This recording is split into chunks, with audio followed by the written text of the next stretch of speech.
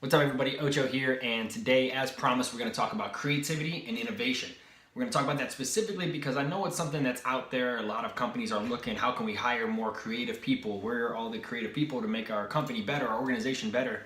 When really it comes down to, at least most of the time, it's not that you need better people, it's you need better leadership, because leadership sets the environment, and the environment is what allows people to be creative and be innovative, and that's what we're going to talk about today. So what we're going to do is, I have this chart here that might be tough for you to see, but don't worry, I'll throw a file on this video. We're going to talk through this chart. We're not going to talk through this entire chart today. I'm going to break it up into a couple different videos because, as you may be able to see, there's a lot of information on there, and I want to make it digestible for everybody so that you can truly learn from these videos. So we're going to start off right through the middle, and I'm going to try and have it pop up on the screen here. So first off, what you'll see is on this chart on the far right is innovative behaviors. When we're talking about innovative behaviors, we're talking about things that drive innovation, right? And a lot of that comes to creativity. So you can define creativity as generating new ideas, right? Things that haven't been seen before, done before, the generation of this idea or these ideas, right? Innovation is taking those new ideas and actually putting them to work and putting them into action. So that's the difference between creativity and innovation. But in order to get to innovation, you need to have creativity to start with, because you need to generate the new ideas. So that's on the far right. We're going to move backwards through this chart. Right? We're going to talk about thriving next. Thriving is a function of, or has two dimensions, which are vitality and learning. When we talk about vitality, that's that energetic feeling, that energetic force, that zest for life that we all feel at times, right? I'll talk a little bit more about it when we get to connectivity, but that your vitality is really just that energetic feeling that you hopefully have felt at some point in your life, whether it was doing something that you loved, spending time with family, maybe at a vacation, it could be whatever that just gives you that very, very excited feeling for life. When we talk about learning, that's the sense of growing and realizing your own potential. It's seeing the growth of yourself and your behaviors, and therefore your actions and your productivity. All right, so that in a nutshell kind of covers thriving. I'm going to do a lot more videos on thriving, maybe outside of this series, maybe within it, I'm not sure yet, but thriving is a huge topic to talk about, and there's a lot of research that has gone into thriving and all the other benefits of it. So this is talking specifically to your creativity and your innovation, both for you and the people within your company.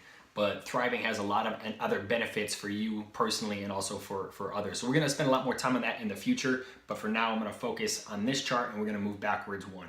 Connectivity is talking about the quality of your relationships. Are they open? Do they encourage care and genuine concern for yourself from the other person and for you to the other person? How good are your relationships, specifically in your work environment, wherever that may be?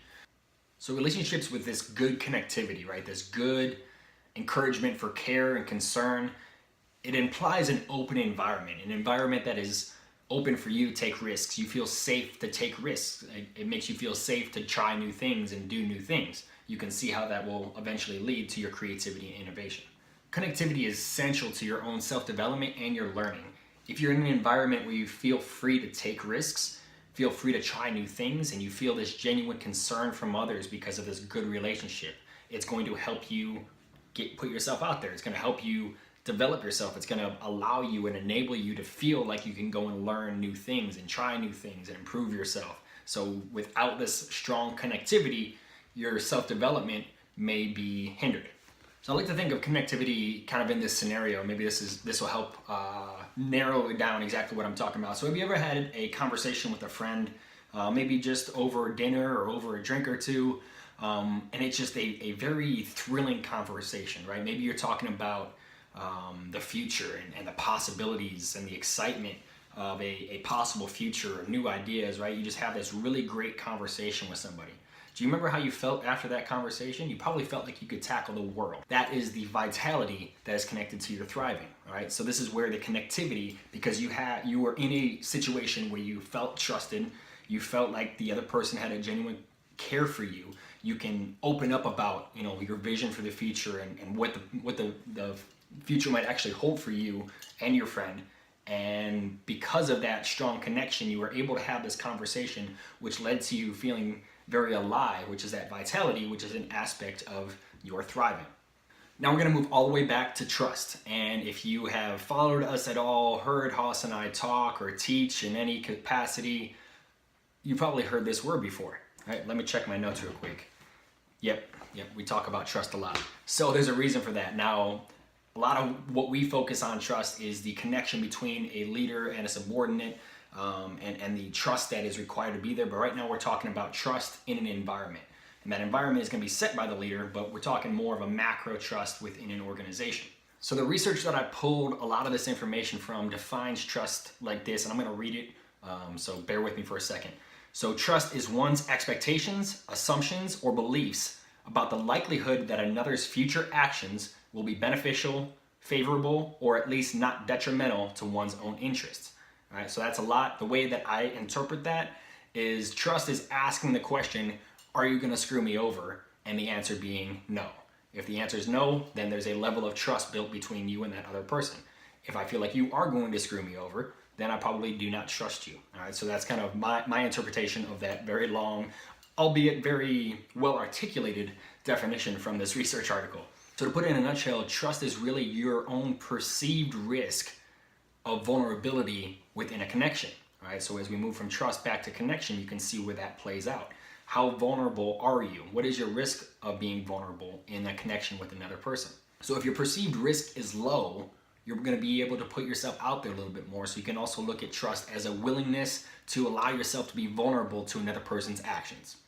So when trust is in an organization, when you feel that level of trust with the people you work with, the person that you work for, what that does is it opens up the emotional space for connectivity, which opens up the space for thriving through vitality and also learning, which is going to allow you to be more creative, which is going to allow you and your organization to be more innovative. All right, so there's kind of the tie as far as trust to innovative behavior, and that's how it all connects. Another aspect of trust is that it actually has a direct connection over to thriving, right? If you feel trusted and you feel like you trust those around you, you're going to be more willing to participate. You're going to be more willing to contribute to the team because you don't feel like someone's going to steal your work. You feel like you're part of a team, so you're going to be more open to put yourself out there. You're going to be more open to contribute to the team, which is going to help you thrive, which is also going to help your creativity. On the other side of that, researchers have found that mistrust or a lack of trust will actually lead to psychological distress and negative emotional effects, which is obviously going to have an impact on your vitality, which will have an impact on your thriving, which will have an impact on your ability to be creative and therefore innovate. So let me tie it all together real quick, and then we're going to talk about how leadership affects all this, right? So if you are in a trusting environment, right, you feel open to put yourself out there, you are willing to be vulnerable with others, that's going to lead to more positive connections because there's a genuine care for others, and you feel like other people can care for you, which is going to increase your connectivity. If you increase the connectivity, you're going to increase both your vitality, you're going to increase your learning, you feel like you can put yourself out there, you're open to new ideas, you're open to take more risks and learn more things. So those two aspects are going to increase your thriving. If you increase your thriving, you're going to be more apt to be creative because you're willing to test these new ideas, and you're also going to be more innovative at the end of all of it. So how do leaders affect this, right? I've said a couple of times that leaders set the environment. We've talked about that in other videos, but it is a leader's responsibility to establish the environment in which they and their employees or their subordinates work in, right?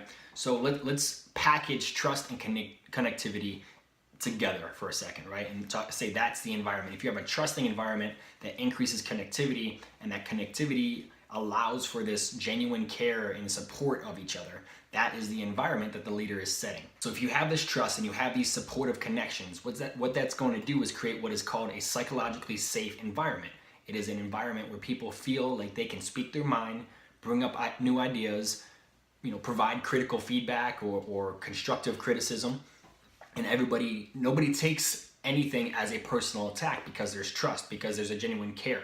That environment is set by the leader. Your example will set that. When someone comes to you with a new idea, if you shoot it down in front of everybody, you have stopped that supportive environment, because what just happened is someone brought up a new idea, everybody saw it and saw your reaction to it. And what you just told everybody is, don't bring me new ideas because I'm going to shoot them down, right? You didn't support that person's idea. Even if it's a bad idea, look into it or talk more about it to see if there's maybe a seed of a good idea wrapped with that bad idea. But to immediately shoot it down is going to cause distrust with you and that person. It's going to cause distrust with you and everybody else who heard it. And it's also going to basically send a message that I'm not open to new ideas, which is going to decrease your connectivity with that person and with everybody else around you. So what you want to do as a leader, you want to provide encouragement. You want to encourage people. You want to encourage good ideas, new ideas. Encourage people to take risks. Don't punish risks. Support it and maybe even reward people who take risks and get a little bit outside the box and think differently and have some divergent thinking within your organization. Show empathy to people, not only when there's a new idea, but if someone in the office is in a bad mood or having a bad day, have empathy and show some sympathy to that person. Because what that's going to do is increase your connectivity with that person, which is going to support your psychologically safe environment. There's a lot of stressors in day-to-day life. We know this, and that's even more so sometimes at work. So you as the leader have the ability to alleviate some of these stressors. Identify what is stressing out your people, what's causing them distress, and then what can you do to alleviate that, remove it, or at least make it a little bit better for them. Because remember that distress is going to have a negative effect on their vitality, and it's also going to potentially, if they feel that you don't care, they're not going to have a good connectivity with you. And that's going to also hurt the team. The last piece I'm going to talk about today from a leadership perspective is, let's say that you set a great environment, right? You set a trusting environment, an environment that is primed for positive connections, that's going to increase the vitality and the learning for the people within your organization, which is going to increase their thriving, which is going to lead to creativity and innovation. When that all happens, right, you get some new creative ideas, you are innovative with them and you start putting them to work and you start, putting them towards production. Let's say that idea just busts, and it could have busted for 1,000 different reasons. And it's good to go and try and figure out why, but be very careful about placing blame when that idea fails. What is that going to do, right? If someone brings up a new idea 6 months, 8 months down the road, it fails for any one of 1,000 reasons, and you blame it back on that person, the message you have just sent is, if you have a new idea, keep it to yourself, because you might get fired, you might get reprimanded. It's going to create that environment again where people just don't feel like they can bring you new ideas, because it's going to get, if something goes wrong, and even if it's not their fault, they're going to be the ones who are destroyed for it. All right, you set the environment, and one of the ways you set that environment is how you react to failure. All right, that brings us to the end of today's video. Like I said, I'm going to spend a lot more time going through this chart because there's a lot more aspects to this entire thing that I want to talk about. But that was the core message of it, right? So straight through from the trust to the connectivity to the thriving to the innovative behaviors, and then how you as a leader can actually affect the environment, which will allow for or be detrimental to your creativity and innovation. Remember, you don't necessarily need better people, you need better leadership, and that better leadership will lead to creative ideas and innovative behaviors. Stay tuned for the rest of it, and if you guys have any questions, as always, you can reach out to us at any time. More than willing to spend more time. If you agree, if you disagree, let us know. Send us a direct message if you'd like, and we will have a conversation about it. But please feel free to reach out to us at any time. Thanks for watching, and we'll talk to you guys later.